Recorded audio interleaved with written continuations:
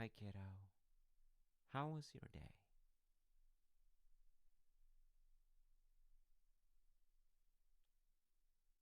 All right. That doesn't sound half bad. Anything fun going on?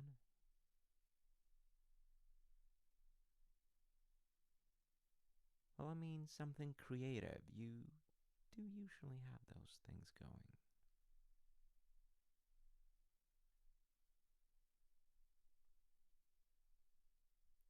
All right. Well, just don't let anything dull your shine, you know? You are amazing. Don't you forget it.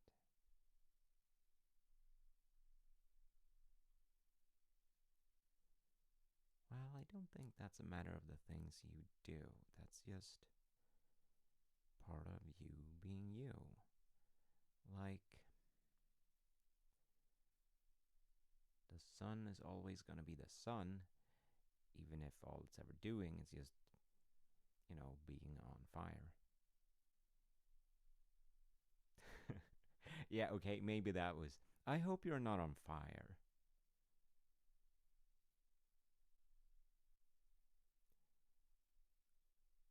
I'm glad you can make sense of it.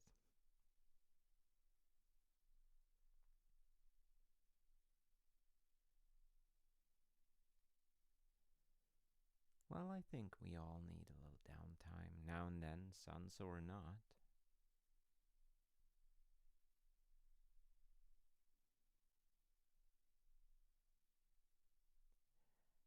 I mean, technically, the sun is just another star. Like, there's billions like it. But for some people and in the right world, it's just exactly what we need to live, you know? And I think that's also you. Maybe there's billions of humans, but for some people in some worlds, you are exactly what is needed.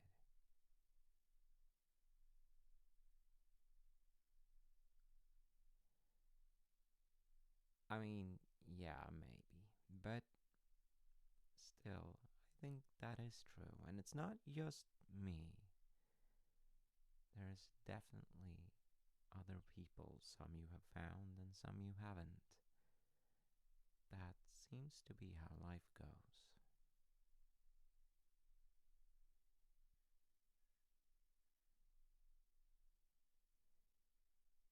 Yeah, that's fair. It's differently easy to see that.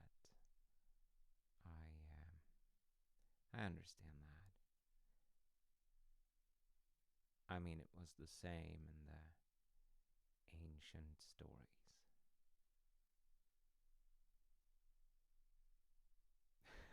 No, this time I'm not talking about my youth. I mean the literal ancient stories, like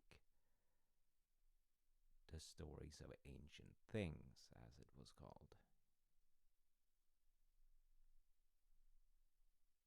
It's an actual book. The Japanese myth talk about the sun goddess, and she also had her bad days, apparently.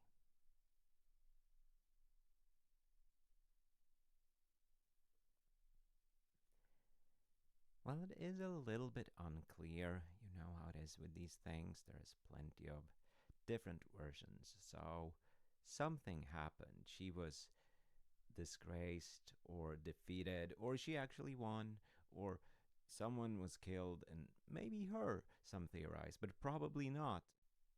And after the inciting incident, she felt so disgraced that she didn't want to meet any of her friends, or actually anyone, and just hid in a cave for months on end with a giant boulder blocking the entrance.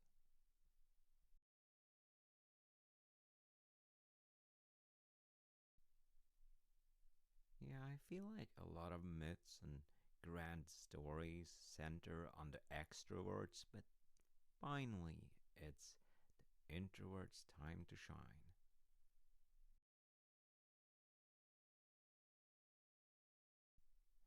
Yeah, or not shine, I guess, because that's literally what's happening. But point being, it's quite relatable. Yeah, I think we've all been there.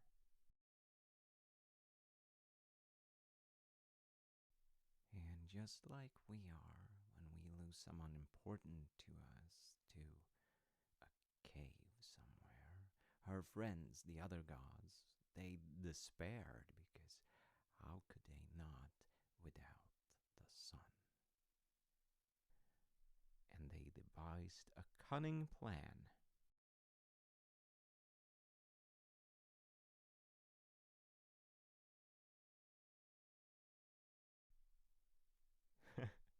Actually, the cunning plan was party and laughter. That was the plan. Like when your friend is stuck in their cave and don't want to come out, you make a big party and then you say, "It's really fun out here. Please come play with us." Yeah, I find it really charming.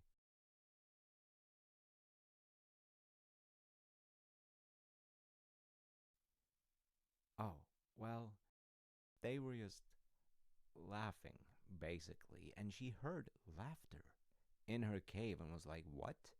But isn't the entire world plunged in darkness?"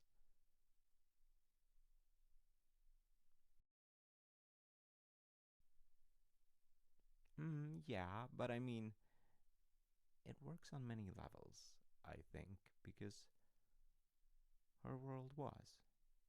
And she was so surprised that her friends would be having fun and laughing at a time like this because she was not with them.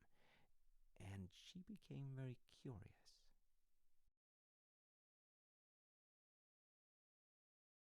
Well, this next part of the story I just find so heartwarming.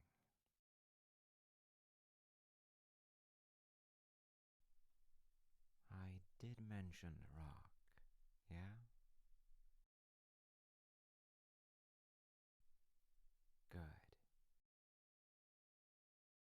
It's surprisingly important. When you have a divine being coming out from a cave, I can't help but think about Jesus and the resurrection and Easter and the eternal hope that rings through after death. You know, it's it's huge and it's beautiful to me.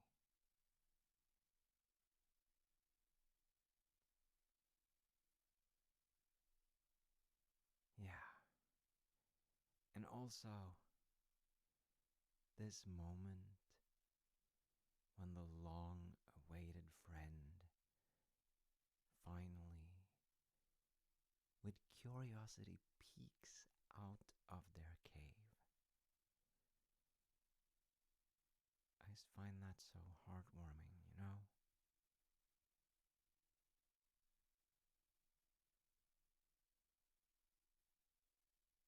Yeah. And I think it's really powerful if that is me or Amaterasu, the sun goddess, or Johnny, or you.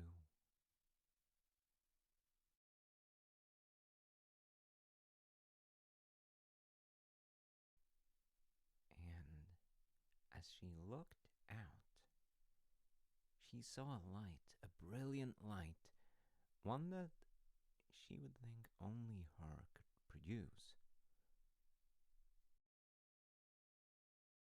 Well, even in her lowest moment, she knew that she was the sun, and no one, no one can outshine her.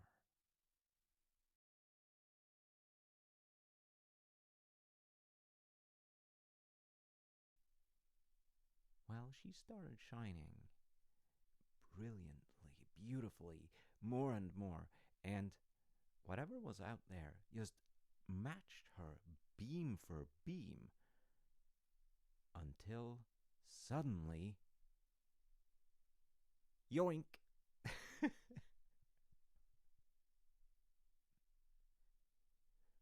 Well, her friends just sort of pulled her out of there.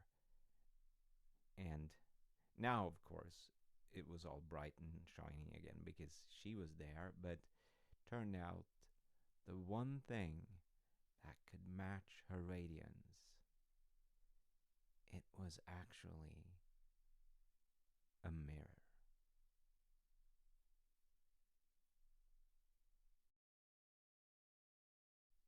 Yeah, I mean, I think that's kind of beautiful. They were thinking, how could we ever replace our one true friend, Amaterasu, or the sun?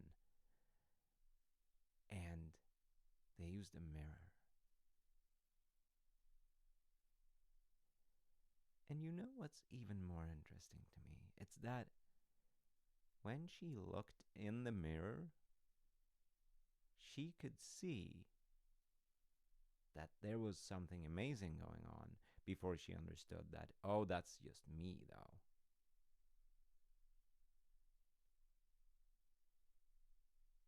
Uh huh. And I think you could see that too. Like a while back in my actual story, I was asked to sing a song, and I did. It wasn't hard for me. I had sung it many a time before. And afterwards, one of the people who asked me uh, came to me and said nice things, as you do.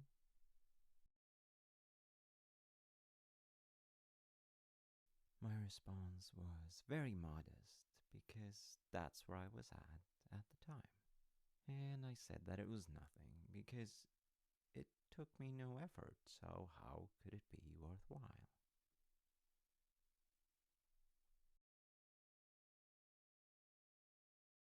Yeah, that it was special and worthwhile to someone else when it was just that thing that I can do.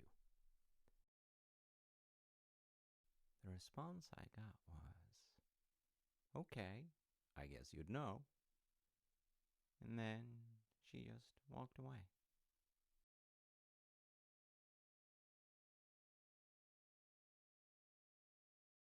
I was pushing things there, and she had to sort of push me out of it. Yeah, yoink me out of the cave, as it were. And I think part of me knew that what I did was actually something good. It was just hard to accept it because compliments, I guess, but deep down I knew that I was doing something worthwhile. And I think sometimes we need a reminder that it's okay to find what we do good and worthwhile.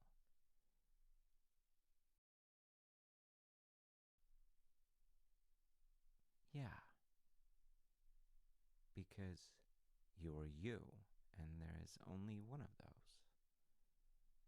And that is actually pretty amazing.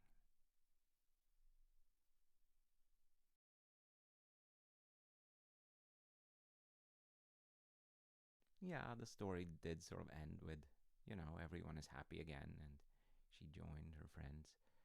But her being curious, her knowing at some level that what she did was good, that helped a lot. And to this day, I think, there's actually ritual laughter going on in Japan from time to time to lure out the sun.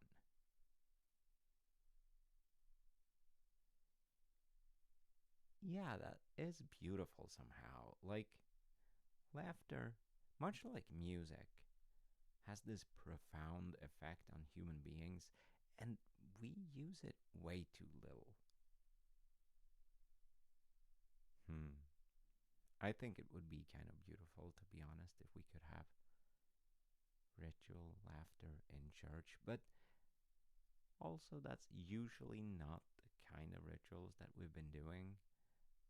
But yeah, there is something quite appealing with it.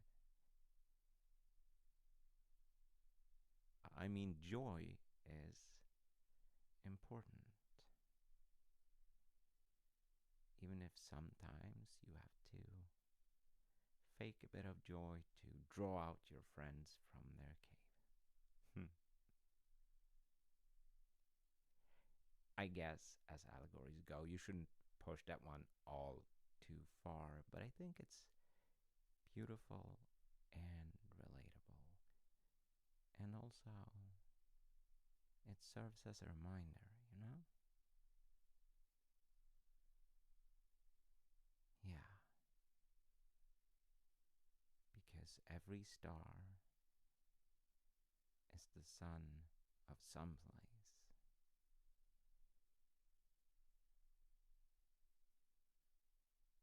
Mm-hmm. Well, I don't mind getting cheesy. I love you, and I'm grown up enough to be fine with that. Just in case you had missed it, that's how it goes. Come laughter or darkness, caves